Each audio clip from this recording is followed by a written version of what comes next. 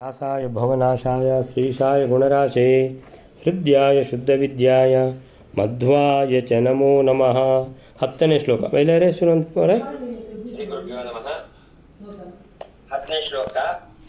ಯಾಮ್ಯಾಶಾಂ ಯಾನ್ ಪ್ರಭೋಕ್ತ ಬಹುಫಲ ಸಮಿತೆ ಕ್ಷೀರಿಣೀಂ ಪ್ರೇಕ್ಷಯಾಂತೀಂ ಸ್ಯಾನಂದೂರಂ ಚ ದೈತ್ಯಂ ಸಪದಿ ವಿಜಿತವಾನ್ ಫಾಲ್ಗುಣಂ ತೀರ್ಥಮಾಪ್ತಃ ಸೇತುಂ ಚಾತ್ರಾಪಿ ಹಾಸ್ಯಂ ಥಲಮಥ ಕೃತವಾನ್ ಸರ್ವಜಿತ್ ರಂಗನಾಥಂ ನತ್ವಾಯಾನ್ ವಿಶ್ವವಂದ್ಯೋ ಉಪನುರಿ ವಿಬುಧೌ ಕಸ್ಯ ವೇನ್ಮಾಂ ಸದನ್ಯಃ.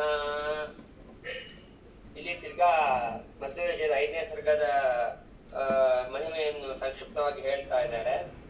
ಮಧ್ವಾಚಾರ್ಯರು ತಂಕನಾಡಿಗೆ ವಿಷಯಗೈದು ವಿಷ್ಣು ಮಂಗಲದಲ್ಲಿ ಉಂಡ ಮೇಲೆ ತಂದು ನೀಡಿದ 100 ಬಾಳೆಯ ಹಣ್ಣುಗಳನ್ನು ತಿಂದು ಜೀರ್ಣಿಸಿಕೊಂಡರು. ಪಯಸ್ವಿನಿಯ ತಡೆಯಲ್ಲಿ ನಿಂತು ಅಲ್ಲಿ ಅವತರಿಸಲಿರುವ ದುರ್ಗೆಯನ್ನು ನೆನೆದು ಅನಂತ ಶಯನಕ್ಕೆ ಬಂದರು. ದಾಯುದ್ದಕ್ಕೂ ಎಲ್ಲ ವಾದಿಗಳನ್ನು ವಾದದಲ್ಲಿ ಮಣಿಸಿದರು. ಅನಂತ ಶಯನದಲ್ಲಿ ಶಂಕರ ಮಠದ ಮೂರಯತಿಯನ್ನು ಕ್ಷಣಾರ್ಧದಲ್ಲಿ ಸೋಲಿಸಿದರು. ಅಲ್ಲಿನ ಪಂಡಿತರಿಂದ ಉಗೆ ಉಗೆ ಎನ್ನಿಸಿಕೊಂಡರು. ಕನ್ಯಕಾ ತೀರ್ಥದಲ್ಲಿ ರಾಮೇಶ್ವರದ ಸೇತುವಿನಲ್ಲಿ ಇದ್ದರು. ಅಲ್ಲಿ ಮತ್ತೊಮ್ಮೆ ಎದುರಾದ ಶಂಕರ ಮಠದ ಯತಿಯನ್ನು ಪರಿಹಾಸದಿಂದಲೇ ನಿವಾರಿಸಿದರು. ಸೇತುವಿನಲ್ಲೇ ಚಾತುರ್ಮಾಸ್ಯ ಕುಳಿತು ವಾದಕ್ಕೆ ಬಂದ ಎಲ್ಲ ಪಂಡಿತರನ್ನು ಗೆದ್ದರು. ಅಲ್ಲಿಂದ ಶ್ರೀರಂಗಕ್ಕೆ ಬಂದು ರಂಗನಾಥ ಸ್ವಾಮಿಯನ್ನು ಕಂಡು ಎರಗಿದರು. ಪುನಃ ಉತ್ತರಾಭಿಮುಖವಾಗಿ ಪಯಣ ಮುಂದುವರಿಸಿ ಪಯಸ್ವಿನಿಯ ತಡಿಗೆ ಮರಳಿ ಬಂದು ಅಲ್ಲಿ ಒಂದು ದೇವಾಲಯದಲ್ಲಿ ತಂಗಿದರು. ಪರಿಸರದ ಮಂದಿ ಎಲ್ಲ ಸುದ್ದಿ ತಿಳಿದು ಬಂದು ಈ ಅಪೂರ್ವ ವ್ಯಕ್ತಿಯ ಕಾಲಿಗೆ ಎರಗಿದರು. ಜಗತ್ತನ್ನೇ ಗೆದೆಯಬಲ್ಲ ಆತ್ಮವಿಶ್ವಾಸವನ್ನು ಸೂಸುವ ಮುಗುಳು ಮೊರೆ ಈ ಮಧ್ವಮನಿ ನಮ್ಮನ್ನು ಕಾಪಾಡಲಿ. ಯಾಮ್ಯಾಶಾಂ ಯಾನ್ ಪ್ರಭೋಕ್ತ ಬಹುಫಲಸಮಿತೆ ಕ್ಷೀರಿಣೀಂ ಪ್ರೇಕ್ಷಯಾಂತೀಂ ಸ್ಯಾನಂದೂರಂ ಚ ದೈತ್ಯಂ ಸಪದಿ ವಿಜಿತವಾನ್ ಫಾಲ್ಗುಣಂ ತೀರ್ಥಮಾಪ್ತಃ ಸೇತುಂ ಚಾತ್ರಾಪಿ ಹಾಸ್ಯಂ ಖಲಮತ ಕೃತವಾನ್ ಸರ್ವಜಿತ್ ರಂಗನಾಥಂ ನತ್ವಾ ಯಾನ್ ವಿಶ್ವವಂದ್ಯೋ ವಿಪನದಿ ವಿಬುಧೌ ಕಸಿ ಅವೇನ್ಮಾಂ ಸಧನ್ಯಃ ನತ್ವಾ ಯಾನ್ ವಿಶ್ವವಂದ್ಯಃ ಹಿ ಉಪನದಿ ವಿಬುಧೌ ಕಸಿ ಅವೇನ್ಮಾಂ ಸಧನ್ಯಃ. ಯಾಮ್ಯಾಶಾಂ ಯಾನ್ ತೆಂಕನಾಡಿಗೆ ವಿಜಯಗೈದು ವಿಷ್ಣು ಮಂಗಲದಲ್ಲಿ. ತೆಂಕನಾಡಿಗೆ ವಿಜಯಗೈದು ವಿಷ್ಣು ಮಂಗಲದಲ್ಲಿ. ಇಲ್ಲಿ ಏನು ಬರೆದಿದ್ದಾರೆ? ಯಾಮ್ಯಾಶಾಂ ಯಾನ್. ಸೊ ಏನದು ಯಾಮ್ಯಾಶಾಂ ಯಾನ್ ಅಂತ? ಯಾಮ್ ಆಶಾಂ, ಯಾಮಿ ಆಶಾಂ. ಆಶಾ ಅಂದರೆ ದಿಕ್ಕು. ಸೊ ಯಮ, ಯಮ ಅಂದರೆ ದಕ್ಷಿಣ.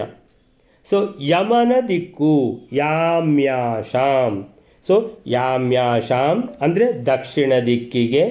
ಯಾನ್ ಅಂತೇಳಿದರೆ ಹೋಗಿ, ಯಾನ್ ಯಯೌ ಪ್ರಯಯೌ. ಸೊ ಇದೆಲ್ಲ ಯಾಂತಿ ಯಾತಿ ಯಾನ್. ಸೊ ಇದೆಲ್ಲ ಹೋಗಿ. ಸೊ ಯಾಮ್ಯಾಶಾಂ ಯಾನ್ ಅಂತೇಳಿದರೆ ಇಲ್ಲಿಂದ ಎಲ್ಲಿಗೆ ಹೊರಟರು? ದಕ್ಷಿಣ ದಿಕ್ಕಿಗೆ ಹೊರಟರು. ಸೊ ದಕ್ಷಿಣ ದಿಕ್ಕಿಗೆ ಹೊರಟು. ಇಷ್ಟು ತನಕ ಎಲ್ಲ ಉಡುಪಿಯಲ್ಲೇ ಎಲ್ಲ ಯಾವುದು ವಾದಿಸಿಂಹ ಬುದ್ಧಿಸಾಗರ, ಸೊ ಇದೆಲ್ಲ ಇವರು ಚರ್ಚೆಗಳು ಯಾವುದು ಗುರುಗಳ ಜೊತೆಗೆ. ಸೊ ಎಲ್ಲ ಇಲ್ಲೇ ಆಗೋಗಿದೆ ಉಡುಪಿನಲ್ಲಿ. ಸೊ ಎಲ್ಲಿ ಅನಂತಾಸನ ದೇವಸ್ಥಾನದಲ್ಲಿ ಅಲ್ಲೇ ಆಗಿರುವಂಥದ್ದು. ನಂತರ ಹೊರಟದ್ದು ದಕ್ಷಿಣ ದಿಕ್ಕಿಗೆ ಪಯಣ. ಯಾಮ್ಯಾಶಾಂ ಯಾನ್ ಏನಾಯಿತು? ಅದು ಎಲ್ಲಿ? ಅದು ದಕ್ಷಿಣ ದಿಕ್ಕಿಗೆ ಅಂತಲೇ ವಿಷ್ಣು ಮಂಗಲ. ಸೊ ಈ ವಿಷ್ಣು ಮಂಗಲದಲ್ಲಿ ಪ್ರಭೋಕ್ತ ಬಹುಫಲ ಸಮಿತೆ. ಪ್ರಭೋಕ್ತ, ಭೋಕ್ತ ಅಂತೇಳಿದರೆ ತಿನ್ನುವುದು. ಪ್ರಭೋಕ್ತ, ಪ್ರಭೋಕ್ತ, ಭೋಕ್ತ ಅಂದರೆ ತಿನ್ನುವುದು. ಯಾಕೆ ಅಂತೇಳಿದರೆ ಇದು ವಿಶೇಷವಾಗಿ ತಿಂದದ್ದು. ವಿಶೇಷವಾಗಿ ತಿಂದದ್ದು ಬಲು ಫಲ ಸಮಿತೆ. ಬಹುಫಲ, ಒಂದೆರಡಲ್ಲ, ಭಾಳಷ್ಟು. ಸಮಿತೆ, ಸಮಿತೆ ಅಂದರೆ ಗೊಂಚಲು ಗೊಂಚಲು ಗೊಂಚಲು ಗೊಂಚಲು, ಸಮೂಹ ಸಮೂಹ ಸಮೂಹ. ಸಮಿತಿ ಅಂದರೆ ದೊಡ್ಡ ಸಭೆ, ಸಮಿತಿ. ಸೊ ಸಮಿತೆ ಅಂತೇಳಿದ್ರೆ ದೊಡ್ಡ ದೊಡ್ಡ ಗೊಂಚಲೆ ಇದು ಹಣ್ಣನ್ನು ಬಹು ಫಲ, ಯಾವ ಹಣ್ಣು ಅಂತಿಲ್ಲ, ಹಣ್ಣನ್ನು ತಿಂದಿದ್ದು. ಆ ನಂತರ ಕ್ಷೀರಿಣಿ ಅಂತ ಮುಂದೆ ಹೋಗ್ತದೆ. ಈಗ ಇದು ಎಂಥದ್ದು? ಪ್ರಭೋಕ್ತ ಫಲುಬಲ ಸಮಿತೆ ಅಂತ ಹೇಳಿದರೆ ಬಾಳೆಹಣ್ಣು ತಿಂದ ಕಥೆ ಇದು. ಅದು ಪ್ರಭೋಕ್ತ ಯಾಕೆ ಅಂತೇಳಿದರೆ ಊಟ ಆದ ಮೇಲೆ, ಅಂದರೆ ಊಟ ಆಗಿದೆ ಅಂತೇಳಿದರೆ ಲಾಸ್ಟಿಗೆ ಅಮೃತ ಪಿದಾನಮಸಿ ಅಂತ ಒಂದು ಯಾವುದು ಆಪೋಷಣ ತಗೊಳ್ಳಿಕ್ಕೆ ಮಾತ್ರ ಬಾಕಿ ಇರುವಾಗ ಸ್ವಾಮಿಗಳೇ ಬಾಳೆಹಣ್ಣೊಂದು ನಿಮಗೋಸ್ಕರ ತರಿಸಿಟ್ಟದ್ದು ಉಳಿದೋಯಿತು, ತನ್ನಿ. ತಂದದ್ದು ಅಂತ ಹೇಳಿದರೆ 5-6 ಹೆಡಿಗೆ ಬಾಳೆಹಣ್ಣು ಬಂತು. ಒಂದೊಂದು ಹೆಡಿಗೆಯಲ್ಲಿ 10 ಪೆರಡೂರಲ್ಲಿ 1000 ಹಣ್ಣಿಗೆ ಬಾಳೆಹಣ್ಣು ತಂದಾಗೆ ತಂದಿದ್ದಾರೆ. ಸೊ ತಂದಿದ್ದಾರೆ, ತಂದುಬಿಟ್ಟು ಎದುರುಗಡೆ ಇಟ್ಟರು, ಇದು ನೀವೀಗ ತಿನ್ನಬೇಕು ಅಂತ. ಸರಿ, ತಿನ್ನಲಿಕ್ಕೆ ಶುರು ಮಾಡಿದರು. ಅಂದರೆ ಇವರು ಒಬ್ಬರು ಸುಲಿದು ಕೊಡ್ತಾ ಇದ್ದಾರೆ, ಎಲೆಗೆ ಹಾಕ್ತಾ ಇದ್ದಾರೆ, ಇವರು ತಿಂತಾ ಇದ್ದಾರೆ. 5ನೇ ಸರ್ಗದ 30ನೇ ಶ್ಲೋಕ. 5ನೇ ಸರ್ಗದ 30ನೇ ಶ್ಲೋಕ. ಸೊ ಯಾವುದಿದು? ಜೇಷ್ಯನ್ ಕದಾಚಿತ್, ಇವರನ್ನೆಲ್ಲ ಗೆದ್ದು ಕಿಲ ಕಾಲ ಪಾಲಿತಾಂ, ಕಾಲ ಪಾಲಿತಾಂ, ಕಾಲ ಅಂತ ಹೇಳಿದರೆ ಮೃತ್ಯು, ಕಾಲ, ಯಮ ಎಲ್ಲ ದಕ್ಷಿಣ. ಸೊ ಕಾಲ ಪಾಲಿತಾಂ ದಿಶಂ ಅಂದರೆ ದಿಕ್ಕು. ಸೊ ಯಾಮಿ ಆಶಾಂ ಅಂದರೆ ಯಾಮ್ಯಾಶಾಂ, ಯಮನ ದಿಕ್ಕಿಗೆ. ಸೊ ಯಮನ ದಿಕ್ಕಿಗೆ ಹೊರಟಿದ್ದಾರೆ. ಜೇಷ್ಯನ್ ಕದಾಚಿತ್ ಕಿಲ ಕಾಲ ಪಾಲಿತಾಂ, ಕಿಲ ಕಾಲ ಪಾಲಿತಾಂ, ಕಿಲ ಕಾಲ ಪಾಲಿತಾಂ, ಯಾಕೆ ನಿಂತಿದೆ? ಕಿಲ ಕಾಲ ಪಾಲಿತಾಂ ದಿಶಂ ಪ್ರಯಾತೋ ಅಚ್ಯುತ ಬುದ್ಧಿನಾಶ. ಅಂದರೆ ಈ ದಕ್ಷಿಣ ದಿಕ್ಕಿಗೆ ಹೋಗುವಾಗ, ವಿಷ್ಣು ಮಂಗಲಕ್ಕೆ ಹೋಗುವಾಗ ಅಚ್ಯುತ ಬುದ್ಧಿನಾಶ ಅಂತ ಹೇಳಿದರೆ ಅಚ್ಯುತ ಪ್ರೇಕ್ಷಕರು ಕೂಡ ಜೊತೆಗಿದ್ದಾರೆ. ದಿಶಂ ಪ್ರಯಾತೋ ಅಚ್ಯುತ ಬುದ್ಧಿನಾಶ. ಸಮಗ್ರ ಧೀಹಿ ಅಂದರೆ ಯಾರು? ಆನಂದ ತೀರ್ಥರು. ಸಮಗ್ರ ಧೀಹಿ ಮಂಡಿತ ವಿಷ್ಣು ಮಂಗಲಂ. ವಿಷ್ಣು ಮಂಗಲ ಅಂತ ಹೇಳಿದರೆ ಕೇರಳಕ್ಕೆ ಅಲಂಕಾರ ಪ್ರಾಯ ಆಗಿರುವಂಥ ಈ ವಿಷ್ಣು ಮಂಗಲ ಅನ್ನುವಂಥದ್ದು. ಅಲ್ಲಿ ವಿಷ್ಣುಂ ಜಗನ್ಮಂಗಲಂ ಆನನಾಮ ಸಹ. ಅಲ್ಲಿ ಹೋಗಿ ಮಹಾವಿಷ್ಣುವಿಗೆ ನಮಸ್ಕಾರ ಮಾಡಿದ್ದಾರೆ. ಅಲ್ಲಿ ಭಿಕ್ಷೆಗೆ, ಅಲ್ಲಿ ನಡೆದ ಕಥೆ ಇದು. ಭಿಕ್ಷಾ ಪ್ರದಾತ್ರ ಅತ್ರ, ಭಿಕ್ಷೆಯನ್ನು ಯಾರು ಕೊಟ್ಟಿದ್ದಾರೋ ಅಂತ ಹೇಳಿದ್ರೆ ಭಿಕ್ಷೆ ಕರೀತಾರಲ್ಲ, ಒಬ್ಬರೊಬ್ಬರಿಗೆ ಭಿಕ್ಷೆ ಕರೀತಾರೆ. ಸೊ ಮನೆಗೆ ಬರಬೇಕಂತ ಹೇಳ್ಕೊಂಡು ಅಲ್ಲಿ ಸ್ವಾಮಿಗಳ ಯಾರು ಶಿಷ್ಯರು ಎಲ್ರಿಗೂ ಊಟ ಹಾಕುವಂಥದ್ದು. ಸೊ ಭಿಕ್ಷಾ ಪ್ರದಾತ್ರ, ಯಾರು ಹೋಸ್ಟ್ ಯಾರಿದ್ದಾರೋ ಅವರು ಅತ್ರ ಪರೀಕ್ಷಿತು ಅಂದರೆ ಒಂದು ಕುತೂಹಲ ಅಂತೇಳಿದರೆ ಸ್ವಾಮಿಗಳು ಅಂತೇಳಿದರೆ ಮಧ್ವಾಚಾರ್ಯರು, ಇದು ಆನಂದ ತೀರ್ಥರು ಅಂತೇಳಿದರೆ ಎಷ್ಟು ಕೊಟ್ಟರು ಏನು ತೊಂದರೆ ಇಲ್ಲ, ತಿಂತಾ ಹೋಗ್ತಾರೆ. ಭಾಳ ಜೋರು ಜಠರಾಗ್ನಿ ಅಂತ ತಿಳ್ಕೊಂಡು ಪ್ರಸಿದ್ಧಿ. ಅಂದರೆ ಪರೀಕ್ಷಿತ ಮುಹುಹು ಅಂದರೆ ಚೂರು ನೋಡುವ ಅಂತ ಹೇಳ್ಕೊಂಡು ಒಂದು ಇಂಟ್ರೆಸ್ಟು ಇವರಿಗೆ. ದತ್ತೇ ಪ್ರಭುಕ್ತೆ, ದತ್ತೆ ಕೊಟ್ಟಿದ್ದಾರೆ, ಪ್ರಭುಕ್ತೆ ತಿಂದಿದ್ದಾರೆ ಆನಂದ ತೀರ್ಥರು. ಕದಲಿ ಫಲೋಚ್ಚಯೇ, ಬಾಳೆಹಣ್ಣು. ಫಲೋಚ್ಚಯೇ ಅಂತ ಹೇಳಿದರೆ ಏನು ಸಣ್ಣ ಬಾಳೆಹಣ್ಣುಗಳಲ್ಲ, ದೊಡ್ಡ ಬಾಳೆಹಣ್ಣುಗಳು. ಅನೇನ ನಿರ್ಯತ್ನಂ ಅವಾರ್ಯ ವಿಸ್ಮಯ. ಅರೆ, ತಿಂತಾನೆ ಹೋಗ್ತಾ ಇದ್ದಾರೆ. ಅಚ್ಯುತ ಪ್ರೇಕ್ಷಕರಿಗೆ 1-2 ಬಾಳೆಹಣ್ಣು ತಿನ್ನುವಾಗಲೇ ಸಾಕಂತಾಗಿ ಹೋಗಿದೆ. ಇವರು 200 ಬಾಳೆಹಣ್ಣು ತಿಂದುಬಿಟ್ಟಿದ್ದಾರೆ, ದೊಡ್ಡ ಬಾಳೆಹಣ್ಣುಗಳು. ಅನೇನ ನಿರ್ಯತ್ನಂ, ಏನು ತಿನ್ನುವಾಗ ಏನು ಯೋಚನೆ ಇಲ್ಲ, ತಿಂತಾ ಹೋಗ್ತಾ ಇದ್ದಾರೆ ಅಂತ ಹೇಳಿದರೆ ಅಲ್ಲಿ ಹೆಡಿಗೆಗಳು ಪೂರ ಖಾಲಿ ಆಗಬೇಕಲ್ಲ, ನಿಮಗೋಸ್ಕರ ತಂದಿಟ್ಟದ್ದು ಅಂತ ಹೇಳಿದ್ದಾರೆ. ಸೊ ಕೊಡಿ ಅಂತ ಹೇಳಿದ್ದಾರೆ, ತಿಂತಾ ಇದ್ದಾರೆ. ಅನೇನ ನಿರ್ಯತ್ನಂ, ಚೂರು ಯತ್ನ ಇಲ್ಲದೆ, ಅವಾರ್ಯ ವಿಸ್ಮಯ ಅಂತೇಳಿದರೆ ಒಟ್ಟಿಗೆ ಯಾರು ಹೋಗಿದ್ದಾರೆ? ಅಚ್ಯುತ ಪ್ರಜ್ಞರಿಗೆ ಗುರುಗಳಿಗೆ ಈ ಶಿಷ್ಯನ ಕಥೆ ನೋಡಿ ಅವಾರ್ಯ ವಿಸ್ಮಯ. ವಾರ್ಯ ಅಂದ್ರೇನು? ವಾರ್ಯತಾಂ, ಅವರನ್ನು ತಡೀರಿ, ಬರೀಲಿಕ್ಕೆ ಬಿಡಬೇಡಿ, ಗಂಗಾ ನದಿ ದಡ ಹತ್ತಲಿಕ್ಕೆ ಬಿಡಬೇಡಿ, ವಾರ್ಯತಾಂ ತಡೀರಿ. ಅವಾರ್ಯ ಅಂತೇಳಿದರೆ ತಡೀಲಿಕ್ಕೆ ಆಗದ ವಿಸ್ಮಯ ಅಂತೇಳಿದರೆ ಏನು ಆಶ್ಚರ್ಯ. 200 ಬಾಳೆಹಣ್ಣು ತಿಂದರು. ಅಚ್ಯುತ ಪ್ರಜ್ಞರು ನೋಡ್ತಾನೆ ಇದ್ದಾರೆ. ಇವರು 200 ಬಾಳೆಹಣ್ಣು ಪೂರ್ತಿ ಎಲ್ಲ ಹೆಡಿಗೆಯಲ್ಲಿದ್ದದ್ದು ಎಲ್ಲ ಬಾಳೆಹಣ್ಣು ಖಾಲಿ ಆಯಿತು. ತಮ್ಮ ಆರ್ಯವರ್ಯಂ, ಏನು ಅಚ್ಯುತ ಪ್ರಜ್ಞರು ಕೈ ತೊಳಿಲಿಕ್ಕೆ ಪುರುಸೊತ್ತಿಲ್ಲ. ಆರ್ಯವರ್ಯಂ ಅಚ್ಯುತ ಪ್ರಜ್ಞರು ವಿಜನೆ ಅಂದರೆ ಜನೆ ಇಲ್ಲದಲ್ಲಿ ಕರ್ಕೊಂಡು ಹೋಗಿದ್ದಾರೆ. ಯಾರನ್ನು? ಆನಂದ ತೀರ್ಥರನ್ನು. ಅವದತ್ತು ಗುರು ಹೇಳ್ತಾರೆ, ಭಿಕ್ಷಾವಸಾನೆ, ಊಟ ಆಗಿದೆ, ಆಪೋಷಣ ಮಾತ್ರ ತೆಗೊಳ್ಳಿಕ್ಕೆ ಬಾಕಿ ಇರುವುದು. ಭಿಕ್ಷಾ ಅವಸಾನೆ 32ನೇ ಶ್ಲೋಕ. ದ್ವಿಶತಾಧಿಕೈಹಿ ಫಲೈಹಿ, 200ಕ್ಕಿಂತ ಹೆಚ್ಚು ಬಾಳೆಹಣ್ಣು. ವ್ಯೂಢೈಹಿ, ದಪ್ಪದಾದ ದೊಡ್ಡ ಬಾಳೆಹಣ್ಣುಗಳು.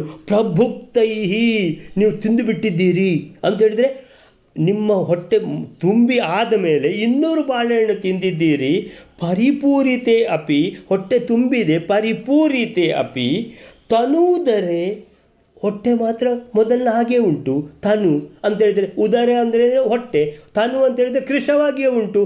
200 ಬಾಳೆಹಣ್ಣು ತಿಂದದ್ದು ಊಟ ಮಾಡಿದ್ದು ಎಲ್ಲಿ ಹೋಯಿತು? ತನೂದರೆ ನಾಸ್ತಿ ಗರಿಷ್ಠತ, ಮೇಲೆ ಬರಲಿಲ್ಲ. ನಾಸ್ತಿ ಗರಿಷ್ಠತ ಕಥಂ, ಇದು ಹೇಗೆ? ಸುಚಿತ್ತ ಅಂದರೆ ಶಿಷ್ಯ, ಪ್ರಿಯ ಶಿಷ್ಯನೇ, ಸತ್ಯಂ ವದದಾತು ಭವಾನಿತಿ, ನನ್ನ ಹತ್ರ ಸತ್ಯ ಹೇಳಬೇಕು. ಇದು ಎಂಥದ್ದು ವಿಶೇಷ, ಇದು ಕತೆ ಎಂಥದ್ದು, ಏನು ಮಹಿಮೆ ಇದು ಅಂತ ಹೇಳ್ಕೊಂಡು ಆವಾಗ ಹೇಳ್ತಾರೆ ಗುರುಗಳೇ, ಅಂಗುಷ್ಟ ಮಾತ್ರಂ ಜಠರೇ ಪ್ರತಿಷ್ಠಿತಂ, ನನ್ನ ಜಠರದಲ್ಲಿ ಪ್ರತಿಷ್ಠಿತಂ, ಪ್ರತಿಷ್ಠೆ ಆಗಿ ಉಂಟು. ಭೀಮಸೇನ ದೇವರ ಹೊಟ್ಟೆಯಲ್ಲಿ ಯಾವುದಿತ್ತೋ ಅದೇ. ಅಂಗುಷ್ಟ ಮಾತ್ರ, ಒಂದು ಅಂಗುಷ್ಟ, ಏನದು? ಜಾಜ್ವಲ್ಯಮಾನಂ, ಅದು ಉರಿತಾ ಇರುವಂಥದ್ದು. ಮಮ ಜಾತವೇದಸಂ, ಜಠರಾಗ್ನಿ ಅದು. ಜಾತವೇದಸ ಅಂತ ಹೇಳಿದರೆ ಅಗ್ನಿ. ನಿತ್ಯಂ ಹಿತಂ ಅಂತೇಳಿದರೆ ನನಗೆ ಯಾವಾಗಲೂ ನನ್ನನ್ನು ಹಿತವಾಗಿ ಇಡುತ್ತದೆ. ಏನು ಅಜೀರ್ಣ ಗಿಜೀರ್ಣ ಏನೂ ಇಲ್ಲ. ನಿತ್ಯಂ ಹಿತಂ ವಿಶ್ವದಹಂಚ ವಿತ್ತತಂ ಅಂತೇಳಿದರೆ, ನಿಮ್ಮ ಹತ್ರ ಮಾತ್ರ ಹೇಳ್ತೇನೆ, ನೀವು ಗುರುಗಳು ಏನಂತೇಳಿದರೆ, ಈ ಜಠರಾಗ್ನಿ ಭಗವಂತ ಪ್ರಳಯ ಮಾಡುವಾಗ ಅದು ಯೂಸ್ ಆಗ್ತದೆ. ಎಲ್ಲ ತಿಂದು ಮುಗಿಸಿ ಎಲ್ಲ ಪ್ರಳಯ ಆಗುವಾಗ ಎಲ್ಲ ಏನಾಗ್ತದೆ, ಏನದು ಸೃಷ್ಟಿ ಇದ್ದದ್ದು ಎಲ್ಲ ಹೋಗಿ ನಿರ್ನಾಮ ಆಗುವಂತಾವಾಗ ಇದೇ ಜಠರಾಗ್ನಿ ಪ್ರಯೋಜನಕ್ಕೆ ಬರ್ತದೆ. ಎಲ್ಲವನ್ನು ಸುಟ್ಟು ಬಿಡಲಿಕ್ಕೆ ವಿಶ್ವೇಶ ಚೇತ ಇತಿಸೋ ಅಬ್ರವೀತ್ತದ, ಭಗವಂತನಿಗೆ ಕೂಡ ಸಹಾಯ ಆಗುವಂತಹ ಈ ಜಠರಾಗ್ನಿ. ಆದ್ದರಿಂದಲೇ ಊಟ ಆದ ಮೇಲೆ ಕೂಡ ತಿಂದ 200 ಬಾಳೆಹಣ್ಣನ್ನು ಏನು ಮಾಡಿಬಿಟ್ಟಿದೆ? ಜೀರ್ಣ ಮಾಡಿಬಿಟ್ಟಿದೆ. ಹೊಟ್ಟೆ ಮುಂದೆ ಬರಲೇ ಇಲ್ಲ. ಸೇಮ್ ಕೃಶ ಅಂತೇಳಿದರೆ ತನೂದರೆ ಅಂತೇಳಿದರೆ ಕೃಶವಾದ ಹೊಟ್ಟೆ ಮೊದಲೇ ಹಾಗಿತ್ತು ಹಾಗೇ ಉಂಟು. ಆ ರೀತಿ ಹೇಳಿದಾಗ ಗುರುಗಳಿಗೂ ಆಲೋಚನೆ ಆಯಿತು. ಅಂದರೆ ಅನಂತಾಸನ ಮೊದಲೇ ಹೇಳಿದ್ದಾರೆ ದೇವರು ಏನಂತ, ಈ ಶಿಷ್ಯನಿಂದಲೇ ತತ್ವಜ್ಞಾನ ಸಿಗಲಿಕ್ಕಿದೆ ಅಂತ. ಸುಳ್ಳಲ್ಲ, ಇದು ಬಹಳ ಶ್ರೇಷ್ಠ ದರ್ಜೆಯ ಶಿಷ್ಯ ಇವರು ಅನ್ನುವಂಥದ್ದು ಪುನಃ ಕನ್ಫರ್ಮ್ ಆಯಿತು. ಪ್ರಭೋಕ್ತ ಬಹುಫಲ ಸಮಿತೇಹೇ. ಆಮೇಲಿಂದ ಮುಂದೆ ಕ್ಷೀರಿಣೀಂ ಪ್ರೇಕ್ಷ್ಯಾಂತೀಂ. ಸೊ ಏನು ಬರೆದಿದ್ದಾರೆ ಅಲ್ಲಿ? 100 ಬಾಳೆಹಣ್ಣುಗಳನ್ನು ತಿಂದು ಜೀರ್ಣಿಸಿಕೊಂಡನು, ಅದು ಆಯಿತು. ಪಯಸ್ವಿನಿಯ ತಡಿಯಲ್ಲಿ ನಿಂತು. ಅರೆ, ಪಯಸ್ವಿನಿಯಲ್ಲಿ ಉಂಟು, ಇಲ್ಲಿ ಕ್ಷೀರಿಣೀಂ ಅಂತ ಉಂಟು. ಸೊ ಕ್ಷೀರಿಣೀಂ ಪ್ರೇಕ್ಷ್ಯ, ಕ್ಷೀರಿಣಿಯನ್ನು ನೋಡಿದ ಅಂತ ಹೇಳ್ಕೊಂಡು ಪಯಸ್ವಿನಿ ಅಂತ ಎಲ್ಲಿ ಉಂಟು? ಸೊ ಕ್ಷೀರಿಣಿ ಅಂತೇಳಿದ್ರೇ ಪಯಸ್ವಿನಿ. ಏನದು? ಅದು ಹೇಗೆ? ಪಯ ಅಂದ್ರೇನು? ಅದು ಹಾಲು. ಪಯ ಅಂದರೆ ಹಾಲು. ಸೊ ಪಯಸ್ವಿನಿ, ಆ ನದಿಯ ಹೆಸರು ಹಾಲಿನ ನದಿ ಅಂತ ಹೆಸರು. ಅದಕ್ಕೆ ಈ ನಾರಾಯಣ ಪಂಡಿತಾಚಾರ್ಯರು ಆ ಪಯಸ್ವಿನಿ ನದಿಯನ್ನು, ಪಯ ಅಂದ್ರೇನು? ಕ್ಷೀರ ಅಂದರೆ ಹಾಲು. ಸೊ ಅದೇನು ಇವರು ಕ್ಷೀರಿಣಿ ಅಂತ ಮಾಡಿಬಿಟ್ರು. ಅಂತೇಳಿದರೆ ನಿಮಗೆ ಮಾತ್ರ ಕ್ಷೀರಿಣಿ ಅಂತೇಳಿದರೆ ಇದೆಂಥದ್ದು ಕ್ಷೀರಿಣಿ ಅಂತೇಳಿದರೆ, ಏನಾದರೂ ನಿಮಗೆ ಪರೀಕ್ಷೆ ಏನಾದರೂ ಇದ್ದರೆ ಅಯ್ಯೋ ಕ್ಷೀರಿಣಿ ಪಯಸ್ವಿನಿ ಅಂತ ಎಲ್ಲೂ ಬರಲೇ ಇಲ್ಲ, ಕ್ಷೀರಿಣಿಯಿಂದ ಬಂದಿದೆ ಅಂತ. ಅಂದರೆ ಕ್ಷೀರ ಅಂದರೆ ಪಯ ಅಂದರೆ ಎರಡೂ ಒಂದೇ ಅರ್ಥ. ಅದು ಪಯಸ್ವಿನಿ ನದಿ. ಕ್ಷೀರಿಣೀಂ ಪ್ರೇಕ್ಷ್ಯ, ಪಯಸ್ವಿನಿ ನದಿಯ ದಡವನ್ನು ತಲುಪಿದ್ದಾರೆ. ಯಾಂತೀಂ ತಲುಪಿದ್ದಾರೆ. ಸೊ ಅಲ್ಲಿ 34ನೇ ಶ್ಲೋಕ, ಪರ್ಯಾಕುಲ ಅನೇಕ ಸರಸ್ವತೀ ತತೀನ್, ಉಕ್ಕಿ ಹರಿತಾ ಇದೆ. ಯಾವುದು? ಈ ಎಲ್ಲ ನದಿಗಳು ಬಂದು ಸೇರಿವೆ. ಯಾವುದಕ್ಕೆ? ಈ ಪಯಸ್ವಿನಿ ನದಿಗೆ. ನ್ಯಾಯೋಪಪನ್ನಾನ್ ವಿವಿಧಾರ್ಥ ಸಂಯುತಾನ್ ಅತೀತ್ಯ ದೇಶಾನ್ ಸಮಯಾಶ್ಚ ಚಾರುದೀಹಿ ಅಸೌ ಜಗಾಮ ಅಭಿಮತೇನ ವರ್ತಮನ. ಸೊ ದಿಗ್ವಿಜಯ ಮಾಡ್ತಾ ಅಲ್ಲಿಗೆ ಬಂದಿದ್ದಾರೆ ಆನಂದ ತೀರ್ಥರು. ಸ್ವಹೇಲಯ ಪಾತಿತ ಪಾರ್ಥಿವ ಪ್ರಜಾಂ ಧೀಶುದ್ಧಿದಾಂ ಕೇರಳ ಭೂಷಣಾಯಿತಾಂ. ಕೇರಳ ಭೂಷಣಾಯಿತಾಂ ಅಂತೇಳಿದರೆ ಇಡೀ ಕೇರಳ ಅನ್ನುವಂತಹ ಪ್ರಾಂತಕ್ಕೆ ಭೂಷಣ ಆಗಿರುವಂತಹ ಈ ನದಿ ಪಯಸ್ವಿನಿ ನದಿ. ಸ್ವಹೇಲಯ ಅಂತೇಳಿದರೆ ತನ್ನ ಪ್ರವಾಹಗಳಿಂದ ಪಾತಿತ ಪಾರ್ಥಿವ ವ್ರಜಾಂ ಅಂತೇಳಿದರೆ ಈ ನದಿ ಹರಿಯುವಾಗ ಯಾರಾದರೂ ಎತ್ತರವಾಗಿ ನಿಂತರೆ ವೃಕ್ಷಗಳು ತುಂಡಾಗಿ ಹೋಗ್ತವೆ. ಸೊ ಪಾತಿತ ಪಾರ್ಥಿವ ವ್ರಜಾಂ, ಯಾರೆಲ್ಲ ಬಗ್ತಾರೋ ಆ ನದಿ ಆರಾಮದಲ್ಲಿ ಅವರನ್ನು ಸುಧಾರಿಸ್ಕೊಂಡು ಹೋಗ್ತದೆ, ಅವರಿಗೆ ಏನೂ ಆಗೋದಿಲ್ಲ. ಸೊ ದಿ ಶುದ್ಧಿಧಾಮ್, ಎಷ್ಟು ಜನ ಬಂದು ಇಲ್ಲಿ ಸ್ನಾನ ಮಾಡ್ತಾರೆ. ದಿ ಶುದ್ಧಿಧಾಮ್, ಅವರ ಮನದ ಕೊಳೆಯನ್ನು ತೊಳೆಯುವಂತಹ ಈ ಪಯಸ್ವಿನಿ ನದಿ ಪಯಸ್ವಿನೀಂ ಪ್ರೇಕ್ಷ್ಯ ಪತಿ ದ್ವಿಜಾರ್ಚಿತಾಂ. ಸೊ ಪಥಿ ದಾರಿಯಲ್ಲಿ, ದ್ವಿಜಾರ್ಚಿತಾಂ, ದ್ವಿಜ ಅಂದರೆ ಒಂದು ಬ್ರಾಹ್ಮಣರು ಅಂತ ಅರ್ಥ, ಇನ್ನೊಂದು ಅರ್ಥ ಪಕ್ಷಿಗಳು ಅಂತ ಅರ್ಥ. ಎಲ್ಲಿ ನದಿ ಇದೆಯೋ ಅಲ್ಲಿ ವೃಕ್ಷಗಳಿದ್ದಲ್ಲಿ ಪಕ್ಷಿಗಳಿವೆ. ಸೊ ಪಕ್ಷಿಗಳಿಗೆ ಬಹಳ ಒಳ್ಳೆ ಹಬ್ಬ ಯಾವುದು ಈ ಇಂಥ ಪಯಸ್ವಿನಿ ನದಿ ಮೊದಲಾದವುಗಳು. ಸೊ ಇನ್ನೊಂದು ದ್ವಿಜಾರ್ಚಿತಾಂ, ಸೊ ಬ್ರಾಹ್ಮಣರು ವಿವಿಧ ಪರ್ಪಸ್ಗೆ ಹೋಗ್ತಾರೆ ಅಲ್ಲಿ, ಶ್ರಾದ್ದಾದಿಗಳನ್ನು ಮಾಡಿಸ್ಲಿಕ್ಕೆ, ಆಮೇಲೆ ನದಿ ಸ್ನಾನ, ಸೊ ಹೀಗೆ. ಸೊ ದ್ವಿಜಾರ್ಚಿತಾಂ ಸ ಭಾವಿನೀಂ ಅಸ್ಮರದ್ ಅತ್ರ ಚಂಡಿಕಾಂ. ಈ ಪಯಸ್ವಿನಿ ನದಿಯನ್ನು ನೋಡಿಬಿಟ್ಟು ಆನಂದ ತೀರ್ಥರು ಏನು ಯೋಚನೆ ಮಾಡ್ತಾರೆ, ಸಹ ಆನಂದ ತೀರ್ಥರು ಭಾವಿನೀಂ ಮುಂದೆ ಬರಲಿರುವ, ಅಸ್ಮರತ್ ಯೋಚನೆ ಮಾಡಿದ್ದಾರೆ, ಈಗ ಬಹಳ ಸದ್ಯದಲ್ಲಿಯೇ ಬರಲಿದ್ದಾಳೆ ದುರ್ಗಾದೇವಿಯ ಅವತಾರ ಚಂಡಿಕಾಂ. ಸೊ ದುರ್ಗಾಳ ಅವತಾರ ಆಗ್ತದೆ. ಅವತಾರ ಆದಮೇಲೆ ಸೊ ಎಷ್ಟು ಜನ ಇಲ್ಲಿ ಭಗವಂತನ ದ್ವೇಷಿಗಳಿದ್ದಾರೋ ಅವರಿಗೆಲ್ಲ ಶಿಕ್ಷೆ ಕೊಡುವ ಯಾರು ಭಗವತಿಯ ಅವತಾರ ಬಹಳ ಬೇಗ ಆಗಲಿದೆ ಅನ್ನೋದನ್ನು ಏನು ಯೋಚನೆ ಮಾಡ್ತಾರೆ. ತತಕ್ರಮೇಣ, ಸೊ ಅಲ್ಲಿಂದ ಕ್ಷೀರಿಣೀಂ ಪ್ರೇಕ್ಷಯಾಂತೀಂ ಮುಗಿಯಿತು. ಪಯಸ್ವಿನಿ ನದಿಯ ದಡಕ್ಕೆ ಹೋದರು, ಅಲ್ಲಿ ಚಂಡಿಕಾಳನ್ನು ಎಣಿಸಿಕೊಂಡ್ರು, ದುರ್ಗಾದೇವಿಯನ್ನು ಎಣಿಸಿಕೊಂಡ್ರು. ದ್ವೇಷಿಗಳನ್ನು ಮಟ್ಟಗೊಳಿಸುವಂತಹ ಶಿಕ್ಷೆ ಕೊಡುವಂಥ ದುರ್ಗಾದೇವಿಯ ಅವತಾರ.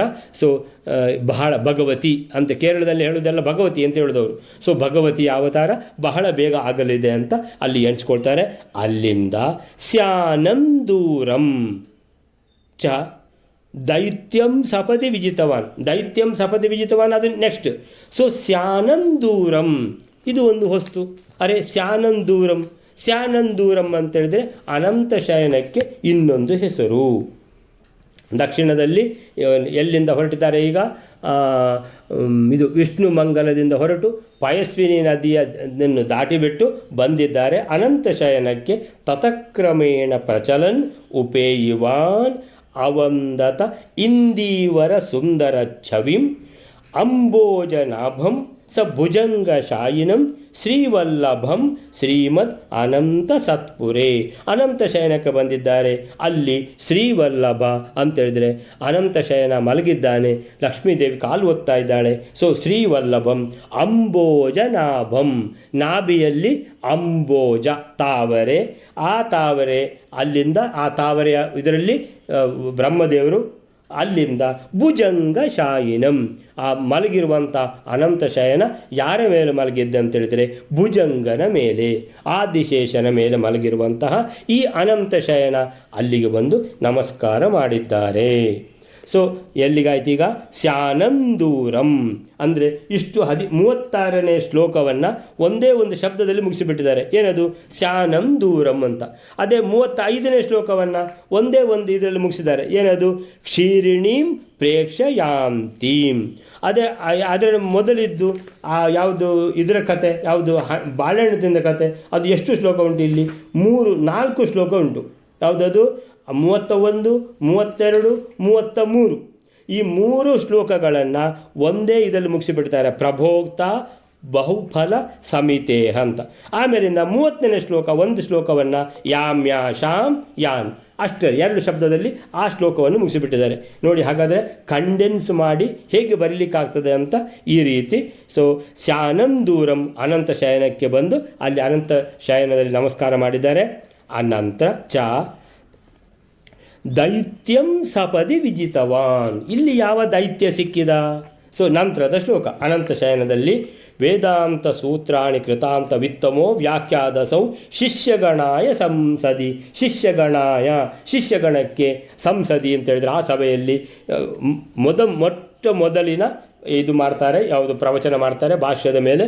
ವಿಲಕ್ಷಣಂ ಜೀವಗಣಾತ್ ಗುಣಾಣ್ಣವಂ, ಭಗವಂತ ಅಂತೇಳಿದರೆ ಅವನು ಬೇರೆ. ವಿಲಕ್ಷಣಂ, ಅವ ನಾವೇ ಭಗವಂತ ಅಲ್ಲ, ಅವನು ಬೇರೆ. ವಿಲಕ್ಷಣಂ ಜೀವಗಣಾತ್, ನಾವು ಜೀವ, ನಾವೆಲ್ಲ ಜೀವಗಳ ಸಮೂಹ, ನಾವೊಂದು ಬೇರೆ, ಅವನೊಂದು ಬೇರೆ. ವಿಲಕ್ಷಣಂ ಗುಣಾರ್ಣವಂ, ನಮ್ಮದು ಕತೆ ಗುಣ ಗೊತ್ತುಂಟು, ಅವನು ಮಾತ್ರ ಗುಣಗಳ ಸಾಗರ, ಅವನು ಸತ್ಚಿತ್ತ ಆನಂದ. ಸತ್ ಅಂದರೆ ಅವನ ಹತ್ರ ದೋಷ ಇಲ್ಲ, ಅವನು ಬ್ರಹ್ಮ. ಬ್ರಹ್ಮ ಅಂತ ಹೇಳಿದ್ರೆ ಏನು? ಉಪನಿಷತ್ನಲ್ಲಿ ಬ್ರಹ್ಮ ಅಂತ ಏನು ಬರ್ತದೋ ಅದೇ ಭಗವಂತ. ಅವನ ಹೆಸರೇನು? ಅಚ್ಯುತಾಖ್ಯಂ ಪ್ರತಿಪಾದಯನ್ ಮುಹುಹು. ಈ ರೀತಿ ಭಾಷಣ ಮಾಡ್ತಾ ಇದ್ದಾರೆ, ಪ್ರವಚನ ಮಾಡ್ತಾ ಇದ್ದಾರೆ. ಯಾರು? ಆನಂದ ತೀರ್ಥರು. ಆವಾಗ ಬಂದ ದೈತ್ಯ. ಏನು ಬಂದ? ಅಪ್ರಾಂಶು ನೂತ್ನ ಉಪಪದಾದಿವಾಸಜ ಸಶಂಕರ ವೈರಪರಾಯಣ ಪುನಃ. ಈ ಮಣಿಮಂತ ಪುನಃ ಹುಟ್ಟಿ ಬಂದಿದ್ದಾನೆ. ವೈರಪರಾಯಣ, ಎಲ್ಲಿ ಹೋದರೂ ನಿಮ್ಮನ್ನು ಬಿಡುವುದಿಲ್ಲ. ಭಗವಂತನ ಬಗ್ಗೆ ಯಾರು ಹೇಳ್ತಾರೋ, ಭಗವಂತನ ದ್ವೇಷ ಮಾಡುವಂಥ ಈ ಮಣಿವಂತನ, ಈ ಒಂದೊಂದೇ ಜನ್ಮ ತಾಳಿ ಬರುವಂತಹ ಈ ಶಂಕರ ಅಂತೇಳುವವನು ಪುನಃ ಹುಟ್ಟಿ ಬಂದಿದ್ದಾನೆ. ಹೇಗಿದ್ದಾನೆ ನೋಡಲಿಕ್ಕೆ ಅಂತ ಅವ ಅಪ್ರಾಂಶು ನೂತ್ನ. ಅಪ್ರಾಂಶು ಅಂತ, ಪ್ರಾಂಶು ಅಂದರೆ ಎತ್ತರ, ಅಪ್ರಾಂಶು ಅಂತ ಹೇಳಿದರೆ ಎತ್ತರ ಇಲ್ಲ ಅಂದರೆ ಕುದ್ಯ, ಅಂದರೆ ತುಳುವಿನಲ್ಲಿ ಕುದ್ಯ. ನೂತ್ನ ಅಂದರೆ ನೂತನ, ನೂತನ ಅಂದ್ರೇನು? ಪೊಸತ್. ಸೊ ಕುದ್ಯ ಪೊಸತ್ ಉಪಪದ ಅಧಿವಾಸಜ. ಉಪಪದ ಅಂದರೆ ಊರು, ಅಧಿವಾಸಜ ಆ ಊರಿನ ವಾಸ ಮಾಡುವಂತಹ. ಕುದ್ಯ ಪೊಸತ್ ಊರು ಅಂದರೆ ಕುದ್ಯ ಪುಸತ್ತೂರು ಅನ್ನುವಂತಹ ಈ ಶಂಕರ ಏನು ಮಾಡಿದ? ಬಂದು ಅಸೂಯೆಯ ಊಚೆ ಅಂದರೆ ಬಹಳ ಅಸೂಯೆಯಿಂದ ಅಂತೇಳಿದರೆ, ಅಸೂಯೆ ಅಂತೇಳಿದರೆ ಅದು ಯಾವ ಮಟ್ಟದ ಅಸೂಯೆ ಅಂದರೆ ಕೊಂದು ಬಿಡ್ತೇನೆ ಅಂತ, ಆ ರೀತಿ. ಏನು ಅಂತ ಎಣಿಸ್ಕೊಂಡಿದ್ದೀರಿ ಏನು ಅಂತ? ಅಸೂಯೆಯ ಊಚೆ ಅತ್ರ ಮಹಾನ್ ಅತಿಕ್ರಮ. ಸತ್ಯನಾಶ ಆಯಿತು. ಅರೆ ಏನು ಸತ್ಯನಾಶ ಆಯಿತು? ಸೂತ್ರಾರ್ಥವಾದೋ ಅಕೃತ ಭಾಷ್ಯ ಕೇಶ್ವಿತಿ. ಭಾಷ್ಯ ಬರೆದಿದ್ದಾರೆ ಇವರು? ಇಲ್ಲ, ಇವರು ಭಾಷ್ಯ ಬರೀಲಿಲ್ಲ. ಮತ್ತು ಭಾಷ್ಯದ ಮೇಲೆ ವೇದವ್ಯಾಸರು ಬರೆದಿರುವಂಥ ಬ್ರಹ್ಮಸೂತ್ರದ ಮೇಲೆ ಪ್ರವಚನ ಮಾಡುವಂಥದ್ದು. ದೇವರು ಭಗವಂತ ಹೀಗೆ, ಭಗವಂತ ಹಾಗೆ, ನಾವೇ ಭಗವಂತ ಅಂತ ನಾವು ಹೇಳುವಾಗ ನಾವು ಬೇರೆ, ನಾವು ಜೀವಗಣ, ಭಗವಂತ ಬೇರೆಯೇ ಇದ್ದಾನೆ, ಅವನು ವಿಲಕ್ಷಣ, ಅವನು ಗುಣಗಳ ಸಾಗರ, ಅವನ ಹೆಸರು ಬ್ರಹ್ಮ ಅಂತ ಬರ್ತದೆ ಉಪನಿಷತ್ನಲ್ಲಿ, ಅವನಿಗೆ ಹೆಸರು ಅಚ್ಯುತ ಅಂತ ತಿಳ್ಕೊಂಡು ಈ ರೀತಿ ಪ್ರತಿಪಾದನೆ ಮಾಡುವಂತಹ ಈ ಆನಂದ ತೀರ್ಥರು ಅಂತೇಳಿದರೆ ಬ್ರಹ್ಮಸೂತ್ರದ ಮೇಲೆ ಪ್ರವಚನ ಮಾಡುವಂಥದ್ದು ಮಹಾನ್ ಅತಿಕ್ರಮ, ದೊಡ್ಡ ಅಪಚಾರ ಆಗಿ ಹೋಯಿತು ಅಂತ ಬೊಬ್ಬೆ ಹಾಕ್ತಾನೆ ಈ ಸಭೆಯಲ್ಲಿ ಬಂದು. ಏನದು? ಸೂತ್ರಾರ್ಥವಾದ, ಸೂತ್ರಕ್ಕೆ ಅರ್ಥ ಹೇಳುವಂಥದ್ದು, ಪ್ರವಚನ ಮಾಡುವಂಥದ್ದು. ಅಕೃತ ಭಾಷ್ಯ ಕೇಪಿ, ಭಾಷ್ಯ ಬರೆದಿದ್ದಾರ? ಅಕೃತ ಭಾಷ್ಯ ಬರೆಯದೆ ಯಾರಾದರೂ ಪ್ರವಚನ ಮಾಡಿದರೆ ಇದರ ಅರ್ಥ ಹೀಗೆ ಅಂತ ತಪ್ಪೇ ತಪ್ಪು ಅಂತೇಳಿದರೆ, ಇಷ್ಟು ತನಕ ಇರುವ ಭಾಷೆ ಏನು ಹೇಳ್ತದೆ? ನಾನೇ ಭಗವಂತ ಅಂತ ಹೇಳ್ತದೆ. ಇವರೇನು ಹೇಳ್ತಾ ಇದ್ದಾರೆ? ಭಗವಂತ ಬೇರೆ, ಅವನ ಹೆಸರು ಅಚ್ಯುತ, ಉಪನಿಷತ್ನಲ್ಲಿ ಅವನಿಗೆ ಬ್ರಹ್ಮ ಅಂತ ಹೆಸರು.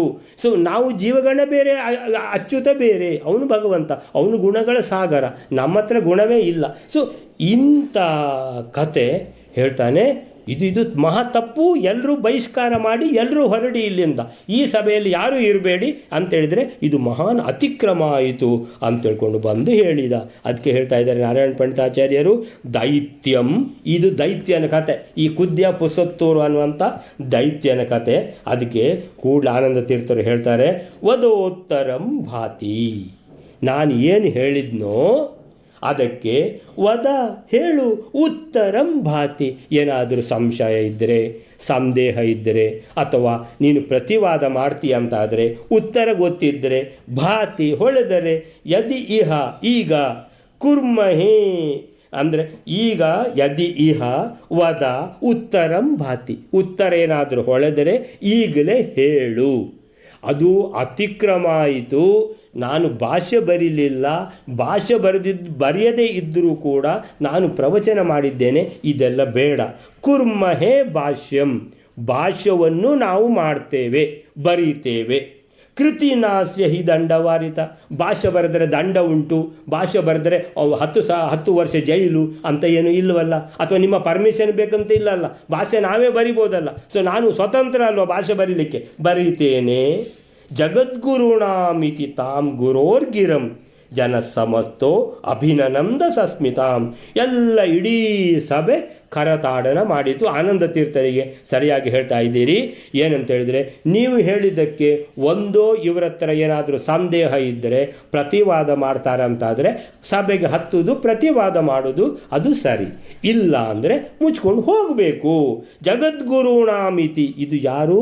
ಇದು ಆನಂದ ತೀರ್ಥರು, ಜಗದ್ಗುರುಗಳು ಇವರು ಅಂತೇಳಿದರೆ. ತಾಂ ಗುರೋಹು ಗಿರಂ, ಇವರ ಮಾತು ಅಂತೇಳಿದರೆ ಆನಂದ ತೀರ್ಥರ ಮಾತು ಅನ್ನುವಂಥದ್ದು ವಾಯುದೇವರ ಜಗದ್ಗುರುಗಳ ಮಾತು ಹೇಗೆಯೋ ಆ ರೀತಿ ಬಂದದ್ದನ್ನು ಜನರು ಎಲ್ಲರೂ ಖುಷಿಯಾಗಿ ಏನು ಮಾಡಿದರು, ಕರತಾಡನ ಮಾಡಿ ಇವರನ್ನು ಯಾರು ಲೆಕ್ಕಕ್ಕೆ ತಗೊಳ್ಳಿಲ್ಲ. ಯಾರನ್ನು? ಕುದ್ಯ ಪುಸತ್ತೂರನ್ನು. ದೈತ್ಯ ಅಲ್ಲಿಂದ ಹೊರಡಲಿಕ್ಕೆ ಇದು ಮಾಡಿದ್ದಾನೆ. ಪ್ರಾಜ್ಞೈ ಮಹಾಪುರುಷ ಸರ್ವಲಕ್ಷಣ ಅಂತ ಹೇಳಿದರೆ ಅಲ್ಲಿಂದ ಮತ್ತೆ ಎಲ್ಲ ವಿದ್ವಾಂಸರುಗಳು ಆ ಸಭೆಯಲ್ಲಿದ್ದವರೆಲ್ಲ ಮಧ್ವಾಚಾರ್ಯರು ಎಂಥ ಒಂದು ದೇಹಾಕೃತಿ ಅಂತ ಹೇಳ್ಕೊಂಡು ಲಕ್ಷಣಗಳೇ ಲಕ್ಷಣಗಳು ಅಂತ ಹೇಳ್ಕೊಂಡು ಅವರನ್ನು ಇದು ಮಾಡ್ತಾರೆ, ಏನು ಪ್ರಶಂಸನೆ ಮಾಡ್ತಾರೆ. ಆವಾಗ ಈ ಕುದ್ಯ ಪುಸತ್ತೂರು ಅವಂದು ಒಂದು 5-6 ಜನ ಶಿಷ್ಯರಿದ್ದರು. ಆ ಶಿಷ್ಯರು ಹೇಳಿದರು, ನೋಡಿ ಅವಂದು ಹಿಂದೆ ಹೇಗೆ ಕಾಣ್ತದೆ ಅಂತ ಹೇಳ್ಕೊಂಡು. ಯಾರ್ದು? ನಮ್ಮ ಗುರುಗಳದ್ದೇನು ಕಡಿಮೆ ಇಲ್ಲ ಅಂತ. ಅಷ್ಟಾಗ ಕೂಡ ಆನಂದ ತೀರ್ಥರು ಹೇಳ್ತಾರೆ, ಅರೆ ಹಿಂದಿಂದ ನೋಡಲಿಕ್ಕೆ ಇದು ಹುಡುಗಿಯಲ್ಲ, ಇದು ಪುರುಷರದ್ದು ಹೇಳ್ತಾ ಇದ್ದಾರೆ ಅಂತೇಳಿದರೆ ಹಿಂದಿಂದ ನೋಡುವುದು ಅಂತೇಳಿದರೆ ಅದು ದೋಷ. ಸ್ನಿಗ್ಧೂಷಣಾನಿ ಪ್ರತಿಪಾದಯತ್ಯಲಂ ಸಂಪೂರ್ಣ ಸಂಖ್ಯೆ ಅಸ್ಯತು ಲಕ್ಷ್ಮಶಾಸ್ತ್ರತಃ. ನಿಮಗೆ ಲಕ್ಷಣಶಾಸ್ತ್ರವೇ ಗೊತ್ತಿಲ್ಲ. ಲಕ್ಷಣಶಾಸ್ತ್ರದಲ್ಲಿ ಈ ರೀತಿ ಯಾರದಾದರೂ ಹಿಂಭಾಗ ಬಹಳ ಎತ್ತರ ಇದ್ದರೆ ಅದು ಏನದು? ಸ್ನಿಗ್ಧೂಷಣ, ಅದು ದೋಷ. ಅದು ನೀವು ದೋಷವನ್ನೇ ಏನು ಅವಲಕ್ಷಣವನ್ನು ಲಕ್ಷಣ ಅಂತ ಹೇಳ್ತೀರಲ್ವಾ ಅಂತ ಲಕ್ಷಣಶಾಸ್ತ್ರದ ಶ್ಲೋಕ ಹೇಳಿದ ಕೂಡಲೇ ಕುದ್ಯ ಪುಸುತ್ತೂರು ಅವನ ಮುಖ ಇಷ್ಟು ಸಣ್ಣದಾಯಿತು. ಸೊ ಏನು ಹೇಳ್ತಾನೆ ಅವ? ಓ ತದ್ದಂಡ ಸಂಖಂಡನ ಸಂಶ್ರವಂ ವ್ಯಧಾತ್. ಈ ಆನಂದ ತೀರ್ಥ ಅನ್ನುವಂಥ ಯಾರು ಸನ್ಯಾಸಿ ಇದ್ದಾರೋ ಇವರ ದಂಡ ಮುರಿತೇನೆ ಅಂತ ಹೇಳ್ಕೊಂಡು ಹೋಗ್ತಾರೆ. ಯಾರು? ಈ ಕುದ್ಯ ಪುಸುತ್ತೂರು. ಸೊ ದೈತ್ಯಂ ಸಪದಿ ವಿಜಿತವಾನ್. ಸೊ ಹೆಚ್ಚು ಹೊತ್ತೆ ತಗೊಳ್ಳಿಲ್ಲ, ದೈತ್ಯನನ್ನು ಮುಖಭಂಗ ಮಾಡಿ ಕಳಿಸಿದರು. ಅಲ್ಲಿಂದ ಮುಂದೆ ಹೋಗ್ತಾರೆ ಯಾರು? ಆನಂದ ತೀರ್ಥರು. ಮುಂದೆ ಎಲ್ಲಿ? ಫಾಲ್ಗುಣಂ ತೀರ್ಥಮಾಪ್ತಃ. ಅರೆ ಫಾಲ್ಗುಣಮ್ಮ, ಫಾಲ್ಗುಣಂ ಅಂದರೆ ಎಂಥದ್ದು? ಸೊ ಇಲ್ಲೇನು ಬರೆದಿದ್ದಾರೆ ನೋಡಿ. ದಾರಿಯುದ್ದಕ್ಕೂ ಎಲ್ಲ ವಾದಿಗಳನ್ನು ವಾದದಲ್ಲಿ ಮಣಿಸಿದರು, ಆಯಿತು. ಅನಂತ ಶಯನದಲ್ಲಿ ಶಂಕರ ಮಠದ ಮೂಲಯತಿಯನ್ನು ಕ್ಷಣಾರ್ಧದಲ್ಲಿ ಸೋಲಿಸಿದರು, ಪಂಡಿತರಿಂದ ಉಗೇ ಉಗೆ ಅನಿಸಿಕೊಂಡರು ಅಂತ ಹೇಳಿದರೆ ಎಲ್ಲರೂ ಕರತಾಡನ ಮಾಡಿದರು. ನೀವು ಹೇಳಿದ್ದು ಸರಿ, ನೀವು ಹೇಳಿದ್ರಲ್ಲಿ ತಪ್ಪಿದ್ದರೆ ಅವರು ತಪ್ಪನ್ನು ಎತ್ತಿ ಹಿಡಿಬೇಕು, ತಪ್ಪನ್ನು ಎತ್ತಿ ಹಿಡಿದು ಪ್ರತಿವಾದ ಮಾಡಬೇಕು. ಸೊ ಉತ್ತರ ಗೊತ್ತಿದ್ದರೆ ಹೇಳಬೇಕು, ಉತ್ತರ ಗೊತ್ತಿಲ್ಲ ಅಂದರೆ ಹೋಗಬೇಕು ಸುಮ್ಮನೆ ಅಂತೇಳಿದರೆ. ಹೇಳಿದ ಕೂಡಲೇ ಇದಕ್ಕೆ ಕರತಾಡನ ಮಾಡಿಬಿಟ್ಟು ಹಾಗಾದ ಆನಂದ ತೀರ್ಥರು ಹೇಳಿದ್ದು ಸರಿ ಅಂತ ಒಪ್ಪಿಕೊಂಡ್ರು. ಅದಕ್ಕೆ ಉಗೇ ಉಗೇ ಎನಿಸ್ಕೊಂಡ್ರು. ಅಲ್ಲಿಂದ ಏನು ಹೇಳ್ತಾರೆ? ಕನ್ಯಕಾ ತೀರ್ಥ. ಅರೆ ಕನ್ಯಕಾ ತೀರ್ಥಕ್ಕೂ ಫಾಲ್ಗುಣಂಗೂ ಏನು ಸಂಬಂಧ ಅಂತೇಳಿದರೆ, ಕನ್ಯಕಾ ತೀರ್ಥ ಅಂದರೆ ಕನ್ಯಕಾ ತೀರ್ಥವೇ. ಈ ಕನ್ಯಕಾ ತೀರ್ಥದಲ್ಲಿ ಮೊದಲು ಅರ್ಜುನ ಬಂದಿದ್ದಾನೆ ಸ್ನಾನ ಮಾಡಲಿಕ್ಕೆ. ಯಾವಾಗ ಇದು ಅರ್ಜುನ ಬಂದದ್ದು ಸ್ನಾನ ಮಾಡಲಿಕ್ಕೆ? ನನ್ನ ಅಂದಾಜು ಅರ್ಜುನನಿಗೆ ಒಂದು ಇದಾಯಿತು. ಎಂಥದ್ದು? ಈ ದ್ರೌಪದಿಗೆ 5 ಜನ ಗಂಡಂದಿರಲ್ವಾ. ಸೊ ಈಗ ದ್ರೌಪದಿ ಒಂದೊಂದು ವರ್ಷ ಒಬ್ಬರೊಬ್ಬರ ಜೊತೆಗೆ ಇರುವುದು. 1 ವರ್ಷ ಧರ್ಮರಾಜನ ಒಟ್ಟಿಗೆ, 1 ವರ್ಷ ಭೀಮಸೇನ ಒಟ್ಟಿಗೆ, ಈ ಥರ. ಈ ಧರ್ಮರಾಜನ ಒಟ್ಟಿಗೆ ಇರುವಾಗ ಭೀಮಸೇನಾಗಲಿ ಅರ್ಜುನಾದಿಗಳು ಯಾರು ನೋಡಬಾರ್ದು. ನೋಡಿದರೆ ಅವರು 12 ವರ್ಷ ತೀರ್ಥಯಾತ್ರೆಗೆ ಹೋಗಬೇಕು. ಆ ಥರ ಒಂದು ಸಲ ಏನಾಯಿತು, ಅರ್ಜುನ ಯಾವುದೋ ಒಂದು ದನಗಳು ಎಲ್ಲ ಒಳಗೆ ಬಂದವು ಅಂತ ತಿಳ್ಕೊಂಡು ಆ ದನಗಳನ್ನು ಓಡಿಸಲಿಕ್ಕೆ ಅಸ್ತ್ರಗಳು ಬೇಕು ಅಂತ ತಿಳ್ಕೊಂಡ್ಬಿಟ್ಟು ಏನೋ ಒಂದು ಒಳಗೆ ಅರ್ಜುನ ಬಂದುಬಿಟ್ಟಿದ್ದಾರೆ. ಬಂದಾಗ ಇವರಿಬ್ಬರು ಒಟ್ಟಿಗಿದ್ದಾರೆ. ಯಾರು? ಇವರು ಧರ್ಮರಾಯ ಮತ್ತು ದ್ರೌಪದಿ. ಸೊ ಏನು ಬಂತು? ಇವರಿಗೆ ತೀರ್ಥಯಾತ್ರೆಗೆ ಹೋಗ್ಬೇಕಂತ ಆಯಿತು. ಯಾರು? ಅರ್ಜುನನಿಗೆ.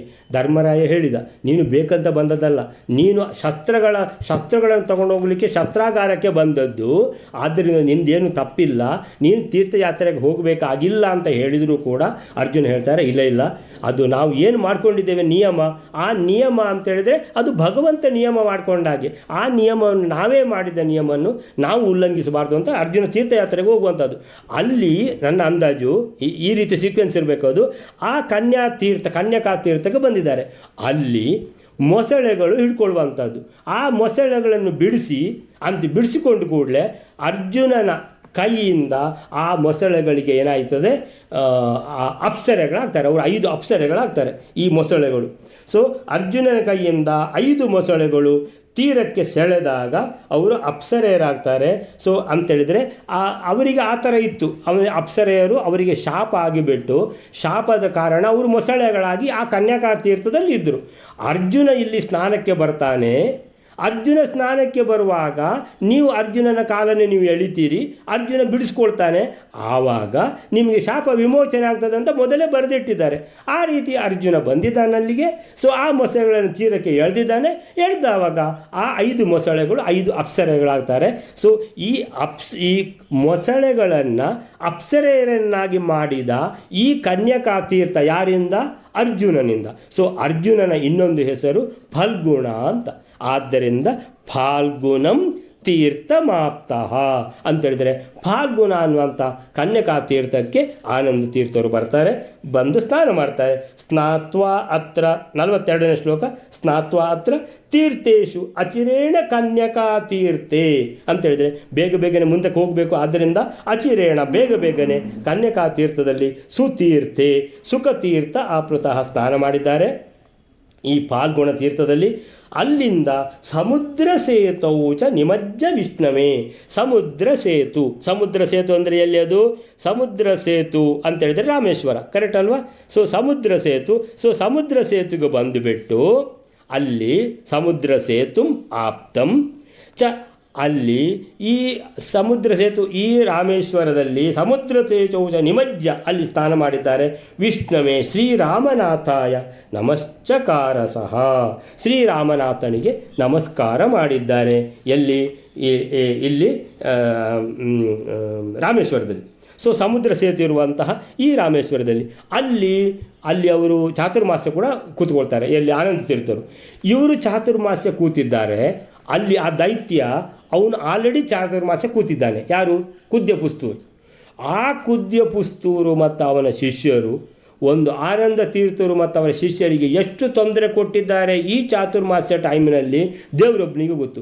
ಎಲ್ಲಿವರೆಗೆ ಅಂತ ಹೇಳಿದರೆ, ಮೊದಲು ಮಾತಿನ ಚಕಮಕಿ, ಸೊ ಅಲ್ಲಿಗೆ ನಂತರ ಸೊ ಏನು ಮ್ಯಾನ್ ಹ್ಯಾಂಡ್ಲಿಂಗ್ ಅಲ್ಲಿವರೆಗೂ ಹೋಗಿದೆ ಅಂತ ತಿಳ್ಕೊಂಡು ಗಲಾಟೆ, ಅಷ್ಟು ಗಲಾಟೆ ಅಲ್ಲಿ ಆಗಿದೆ. ಸೊ ಅಲ್ಲಿ ನಾರಾಯಣ ಪಂಡಿತಾಚಾರ್ಯ ಬರೀತಾರೆ, ಅತ್ರಾಪಿ ಇಲ್ಲಿ ಕೂಡ ಹಾಸ್ಯಂ ಖಲಂ ಅಥ ಕೃತವಾನ್. ಇಲ್ಲಿ ಕೂಡ ಆ ಖಲಂ ದುಷ್ಟ ಅವನಿಗೆ ಹಾಸ್ಯ ಮಾಡಿದ್ದಾರೆ. ಯಾರು? ಆನಂದ ತೀರ್ಥರು. ಏನಂತ ಹಾಸ್ಯ ಮಾಡಿದ್ದಾರೆ? 43ನೇ ಶ್ಲೋಕ, ತಮಾವ್ರಜಂತಂ, ಅರೆ ಎದುರು ಬಂದ ಇಲ್ಲಿ ಅಂತೇಳಿದರೆ ಈ ಸಮುದ್ರ ಸೇತು ಇಲ್ಲಿ ಚಾತುರ್ಮಾಸ್ಯ ಕೂತಿದ್ದಾರೆ, ಇಲ್ಲಿ ಆನಂದ ತೀರ್ಥರು ಸೊ ಸಮುದ್ರ ಸ್ನಾನಕ್ಕೆ ಬರ್ತಾ ಇದ್ದಾರೆ. ಸೊ ಬರ್ತಾ ಇರುವಾಗ ಎದುರು ಬಂದಿದ್ದಾನೆ. ಯಾರು? ತಮಾವ್ರಜಂತಂ ಯತಿವೇಷಧಾರಿಣಂ, ಯತಿವೇಷ ಹಾಕೊಂಡಿರುವಂಥ ಇದೇ ಕುದ್ಯ ಪುಸ್ತೂರು. ದಂಡಂ ಪ್ರಕಾಶ್ಯ ಏಷ ಹಸನ್ನ ಭಾಷತ. ಅವನನ್ನು ನೋಡಿದ ಕೂಡಲೇ ಆನಂದ ತೀರ್ಥರಿಗೆ ಏನಾಯಿತು ಅಂದರೆ ಗೊತ್ತಿಲ್ಲ. ದಂಡ ತೆಗೆದರು ಏನು ಮಾಡಿದರು? ಪ್ರಕಾಶ್ಯ ಅಂತ ಹೇಳಿದರೆ ಝಳಪಿಸಿದರು ಅವನ ಎದುರುಗಡೆ. ಅವತ್ತು ಹೇಳಿದ್ದಲ್ಲ ಏನಂತ? ದಂಡ ಮುರಿತೇನೆ ಅಂತ. ಸೊ ಎಂತ? ಹಸನ್ನ ಭಾಷತ ಅಂದರೆ ಮುಗುಳ್ನಗ್ತಾ. ಆನಂದ ತೀರ್ಥರದ್ದು ಕೆಲವು ಸಲ ಮಾತ್ರ ಸಿಟ್ಟು ಬಂದಾಗ ಮಾಡ್ತಾರೆ, ಅಂದರೆ ಆ್ಯಕ್ಚುಲಿ ಸಿಟ್ಟು ಬರೋದಿಲ್ಲ ಅವರಿಗೆ, ಸಿಟ್ಟು ಬಂದಾಗ ಮಾಡೋದು ಅಷ್ಟೇ ಕೆಲವು ಸಲ. ಸೊ ಇಲ್ಲಿ ನಗ್ನಗ್ತಾ ಹೇಳ್ತಾ ಇದ್ದಾರೆ, ಅವತ್ತು ದಂಡ ಮುರಿತೇನೆ ಅಂತ ಹೇಳಿದ್ದೀರಲ್ವಾ, ಖಂಡೇತ ದಂಡೋ, ಸಾಧ್ಯ ಇದ್ದರೆ ಯದಿ ಚಂಡ ನತ್ವಯ ತ್ವಂ ಷಂಡಕೋ ಅಪಂಡಿತ ವಂದ್ಯವಾಕ್ ಇತಿ ಖಂಡ್ಯೇತ ದಂಡೋ. ನನ್ನ ದಂಡವನ್ನು ಈಗ ಮುರಿಬೇಕು ಈ ಕ್ಷಣದಲ್ಲಿ. ಯದಿ ಚಂಡ, ಚಂಡ ಅಂತೇಳಿದೆ, ಹೇ ದುಷ್ಟ, ನತ್ವಯ ಒಂದು ವೇಳೆ ನಿನ್ನಿಂದ ಆಗದಿದ್ದರೆ, ತ್ವಂ ಷಂಡ ಕೋ ಅಪಂಡಿತ ವಂದ್ಯವಾಗಿತಿ ಅಂತೇಳಿದರೆ ಮೂಢಾತ್ಮ. ಕೋ ಅಪಂಡಿತ, ಕಹ ಅಪಂಡಿತ, ಷಂಡ ವಂದ್ಯವಾಕ್ ಅಂತೇಳಿದರೆ ಏನು ಹುರುಳಿಲ್ಲದ ಮಾತಾಡುವಂಥ ಜಾತಿ ಅಂತ ತಿಳ್ಕೊಂಡು ಆಗ್ತೀಯ. ಒಂದು ವೇಳೆ ಸಾಮರ್ಥ್ಯ ಇದ್ದರೆ ಈಗ ನನ್ನ ದಂಡವನ್ನು ಮುರಿಬೇಕಂತ ಅವನ ಎದುರುಗಡೆ ದಂಡವನ್ನು ಝಳಪಿಸ್ತಾರೆ ಆನಂದ ತೀರ್ಥರು. ಸೊ ಅಷ್ಟಾಗುವಾಗ ಅವನು ಒಂದು ಸಲಕ್ಕೆ ಅವನಿಗೆ ಕನ್ಫ್ಯೂಸ್ ಆಗ್ತದೆ ಕುದ್ಯ ಪುಸ್ತೂರಿಗೆ. ಸೊ ಆ ಕುದ್ಯ ಪುಸ್ತೂರು ಅಲ್ಲಿರುವಂಥ ಎಲ್ಲ ಬ್ರಾಹ್ಮಣರನ್ನು ಕರೆಯಿಸಿ ಒಂದು ಸಭೆ ಮಾಡಿ ಲಜ್ಜಾನತಃ ಅಂತೇಳಿದರೆ ನನಗೆ ನಾಚಿಕೆಗೀಡಾಗಿದೆ, ಲಜ್ಜಾನತಃ ಸ್ವಾರ್ಥಂ ಅಥ ಅರ್ಥಯನ್ ಅಸನ್ ಅಂತ ಹೇಳಿದರೆ ಮಾತಾಡೋದೆಲ್ಲ ಅವನ ಸ್ವಾರ್ಥಕ್ಕೆ. ಉಪೈಕ್ಷ್ಯತ ಅಸೌ ದ್ವಿಜನಾಯಕೈಸ್ತದ. ದ್ವಿಜನಾಯಕೈ ಅಂತ ಹೇಳಿದರೆ ಎಲ್ಲ ಬ್ರಾಹ್ಮಣರ ಗುಂಪಿನ ನಾಯಕರುಗಳನ್ನೆಲ್ಲ ಕರೆಸಿಬಿಟ್ಟು ಏನು ಹೇಳಿದ, ಇಲ್ಲಿ ನನಗಿವತ್ತು ಬಹಳ ಅವರು ಇದು ಮಾಡಿಬಿಟ್ರು, ಆನಂದ ತೀರ್ಥರು ತಮಾಷೆ ಮಾಡಿಬಿಟ್ರು, ಏನು ದಂಡ ತೋರಿಸಿಬಿಟ್ಟು ಸಾಧ್ಯ ಇದ್ದರೆ ಮುರಿಬೇಕು ಅಂತ ಹೇಳಿದರು. ಈ ರೀತಿ ಒಬ್ಬರು ಸನ್ಯಾಸಿ ಇನ್ನೊಬ್ಬರು ಸನ್ಯಾಸಿಗೆ ಹೇಳುವಂಥದ್ದು ಉಂಟ ಊರಿನಲ್ಲಿ, ಇದು ತಪ್ಪಲ್ವಾ ಇದು? ಆದ್ದರಿಂದ ನೀವೆಲ್ಲರೂ ಒಟ್ಟಾಗಿ ಈಗ ನಾವು ಅವರಿಗೆ ಶಿಕ್ಷೆ ಕೊಡಬೇಕು. ಯಾರಿಗೆ? ಆನಂದ ತೀರ್ಥರಿಗೆ ಅಂತ ಹೇಳಿದ ಕೂಡಲೇ ಅವರೆಲ್ಲ ಇನ್ನೊಬ್ಬರ ಮುಖ ನೋಡ್ತಾರೆ, ನೋಡಿ ಹೇಳ್ತಾರೆ, ಆನಂದಯಂತಂ ವದನೇಂದು ನಾ ಜಗತ್. ವದನ ಇಂದು ಅವರ ಮುಖ ನೋಡಿದರೆ ಆ ಚಂದ್ರನನ್ನು ನೋಡಿದಾಗ ಆಗ್ತದೆ ಅಂತ ಹೇಳಿದರೆ ಅಂತಹ ಒಂದು ತೇಜಸ್ಸುಳ್ಳ ಮುಖ. ಜಗತ್ತು ಆನಂದಯಂತಂ, ಇಡೀ ಜಗತ್ತಿಗೆ ಆನಂದವನ್ನು ಕೊಡುತ್ತವೆ. ಅವರು ಯಾವ ಪ್ರವಚನ ಮಾಡಲಿ ಏನೇ ಮಾಡಲಿ ಎಲ್ಲ ಜನರಿಗೆ ಖುಷಿಯಾಗಿಬಿಟ್ಟು ಎಲ್ಲರೂ ಹೌದು ಇವರು ಹೇಳುವಂಥದ್ದು ಸರಿ ಇದೆ ಅಂತ ತೃಪ್ತಿಯಿಂದ ಸಂತೋಷದಿಂದ ಹೋಗ್ತಾರೆ. ಆನಂದಯಂತಂ ಜಗತ್ ತಮ್ ದ್ವೇಷ್ಟಿಕಃ, ಅವರನ್ನು ದ್ವೇಷ ಮಾಡುವವರು ಯಾರು? ನಿಮಗೆ ಯಾಕೆ ದ್ವೇಷ ಮಾಡಿದರು ಅಂದರೆ ನಿಮ್ಮದೇ ಏನೋ ತಪ್ಪಿರಬೇಕು. ಪ್ರಾಜ್ಞಂ ಇಹ ಇತಿ ವಾದಿಭಿಹಿ ಅಂದರೆ ಆ ಎಲ್ಲ ಬ್ರಾಹ್ಮಣ ನಾಯಕರು ಹೇಳಿದರು, ಅವರು ದೊಡ್ಡ ಪ್ರಾಜ್ಞಂ, ತುಂಬ ತಿಳಿದವರು. ಅವರು ಇನ್ನೊಬ್ಬರಿಗೆ ಏನಾದರೂ ಒಂದು ಆಪತ್ತು ಕೊಡಲಿಕ್ಕೆ ಅಂಥವರು ಜನವೇ ಅಲ್ಲ. ಅವರು ಒಳ್ಳೆ ಜನ. ನಿಮ್ಮದೇನಾದರೂ ತಪ್ಪಿದೆಯಾ ನೋಡ್ಕೊಳ್ಳಿ, ಅವರ ಮೇಲೆ ತಪ್ಪು ಹಾಕುವ ಮೊದಲು. ಆದ್ದರಿಂದ ನೀವು ಈ ವಿಷಯದಲ್ಲಿ ನಾವಿಲ್ಲ ಅಂತ ಅವರು ಖಾಲಿ ಮಾಡಿದರು ಜಾಗ. ಆವಾಗ ಏನಾಯಿತು, ಈ ಮನುಷ್ಯನಿಗೆ ದುಷ್ಟನಿಗೆ ಏನಾಯಿತು, ಪೂರ್ತಿ ಅವಹೇಳನಾಗಿ ಹೋಯಿತು. ಅಲ್ಲಿ ಮೊದಲು ಅವರು ಹೇಳಿದ್ದಾರೆ, ಸಾಧ್ಯ ಇದ್ದರೆ ನನ್ನ ದಂಡವನ್ನು ತುಂಡು ಮಾಡಬೇಕು, ನನ್ನ ದಂಡವನ್ನು ಮುರಿಲಿಕ್ಕೆ ಆಗಲಿಲ್ಲ ಅಂದರೆ ನೀನು ಷಂಡ ಅಂತ ಹೇಳ್ಕೊಂಡು ಕಳಿಸಿಬಿಟ್ಟಿದ್ದಾರೆ. ಈಗ ಏನಾಯಿತು, ಷಂಡ ಅಂತ ಪ್ರೂವ್ ಆಗಿ ಹೋಯಿತು. ಸೊ ಅತ್ರಾಪಿ ಹಾಸ್ಯಂ ಖಲಂ ಅತ ಕೃತವಾನ್. ಸೊ ಈ ದುಷ್ಟನಿಗೆ ಇಲ್ಲಿ ಕೂಡ ಹಾಸ್ಯ ಮಾಡಿಬಿಟ್ರು ಆನಂದ ತೀರ್ಥರು. ಅಲ್ಲಿಂದ ಮುಂದೆ ಸರ್ವಜಿತ್, ಎಲ್ಲರನ್ನು ಗೆದ್ದುಕೊಂಡು ಹೋದರು. ಅಲ್ಲಿಂದ ರಂಗನಾಥಂ ಅಂತ ಹೇಳಿದರೆ ಎಲ್ಲಿ ಅದು? ಅಲ್ಲಿಂದ ರಂಗನಾಥಂ ಶೃಂಗಾರ ಸಿಂಧುಂ 47ನೇ ಶ್ಲೋಕ. ಶೃಂಗಾರ ಸಿಂಧುಂ ಸ ಭುಜಂಗಶಾಯಿನಂ ಶ್ರೀರಂಗವಾಸಂ ಕೃತಮಂಗಲಂ ಸದಾ. ಅಲ್ಲಿಂದ ಶ್ರೀರಂಗಕ್ಕೆ ಹೋಗಿದ್ದಾರೆ. ಶೃಂಗಾರ ಸಿಂಧು ಅಂತೇಳಿದರೆ ಬಹಳ ಮನೋಹರವಾದ ದೇವರು. ಭುಜಂಗ ಶಾಯಿನಂ ಅಂತೇಳಿದರೆ ಇಲ್ಲಿ ಕೂಡ ಅನಂತ ಶಯನದಲ್ಲಿದ್ದ ಹಾಗೆ ಭುಜಂಗ ಶಾಯಿನಂ, ಆದಿಶೇಷನ ಮೇಲೆ ಮಲಗಿರುವಂತಹ ಶ್ರೀಮನ್ನಾರಾಯಣ. ಶ್ರೀರಂಗವಾಸಂ ಕೃತಮಂಗಲಂ ಸತಾಂ, ಎಲ್ಲ ಸತಾಂ ಒಳ್ಳೆ ಜನರಿಗೆ ಮಂಗಲವನ್ನು ಶ್ರೇಯಸ್ಸನ್ನು ಮಾಡುವಂಥ ದೇವರು. ಅಮಂದಧೀಹಿ ದೇವಂ ಅವಂದತ ಆಗತಃ. ಅಮಂದಧೀಹಿ ಅಂತೇಳಿದರೆ ತೀಕ್ಷ್ಣವಾದ ಬುದ್ಧಿಶಕ್ತಿ ಇರುವಂತಹ ಈ ಆನಂದ ತೀರ್ಥರು ದೇವಂ ಅವಂದತ, ಆ ಶ್ರೀರಂಗ ಭಗವಂತನಿಗೆ ನಮಸ್ಕಾರ ಮಾಡಿದ್ದಾರೆ. ಅಲ್ಲಿ ಅದರ ಪಕ್ಕದಲ್ಲೇ ಯಾರು ಹರಿತಾ ಇದ್ದಾಳೆ? ಕವೇರ ಕನ್ಯಾ, ಕಾವೇರಿ ನದಿ ಹರಿತಾ ಇದ್ದಾಳೆ. ಹಿಮವಾಯು ಸೇವಿತಂ ಅಂತೇಳಿದರೆ ಆ ನದಿಯ ತಂಪಾದ ಗಾಳಿ ಒಳಗೆ ಬರ್ತಾ ಇದೆ ದೇವಸ್ಥಾನಕ್ಕೆ. ಅಂದರೆ ಶ್ರೀರಂಗ ಮಲಗಿ ಆದಿಶೇಷನ ಮೇಲೆ ಮಲಗಿರುವಂಥ ಶ್ರೀರಂಗ ಈ ಕವೇರ ಕನ್ಯಾ ಅಂದರೆ ಕಾವೇರಿ ನದಿಯ ಹಿಮವಾಯು ಅಂದರೆ ತಂಪಾದ ಗಾಳಿಯನ್ನು ಸೇವಿಸುತ್ತಾ ಆರಾಮದಲ್ಲಿ ಮಲಗಿಬಿಟ್ಟು ಸತಾಂ ಕೃತ ಮಂಗಲಂ ಅಂದರೆ ಎಲ್ಲ ಸಜ್ಜನ ಭಕ್ತರಿಗೆ ಮಂಗಲವನ್ನು ಮಾಡ್ತಾ ಇರುವಂಥ ದೇವರಿಗೆ ನಮಸ್ಕಾರ ಮಾಡಿದರು. ಅಲ್ಲಿಂದ ಪುನಃ ಹೊರಟರು. ರಂಗನಾಥಂ ನತ್ವಾ ಅಂದರೆ ಅಲ್ಲಿ ನಮಸ್ಕಾರ ಮಾಡಿಬಿಟ್ಟು ಯಾನ್ ವಿಶ್ವವಂದ್ಯೋ, ಎಲ್ಲರಿಗೂ ಸಂತೋಷವನ್ನು ಕೊಡುತ್ತಾ ತತ್ವಜ್ಞಾನವನ್ನು ಪ್ರಸಾರ ಮಾಡುತ್ತಾ ಯಾನ್ ವಿಶ್ವವಂದ್ಯ, ಯಾನ್ ಅಂದರೆ ಹೋಗ್ತಾ ಇದ್ದಾರೆ.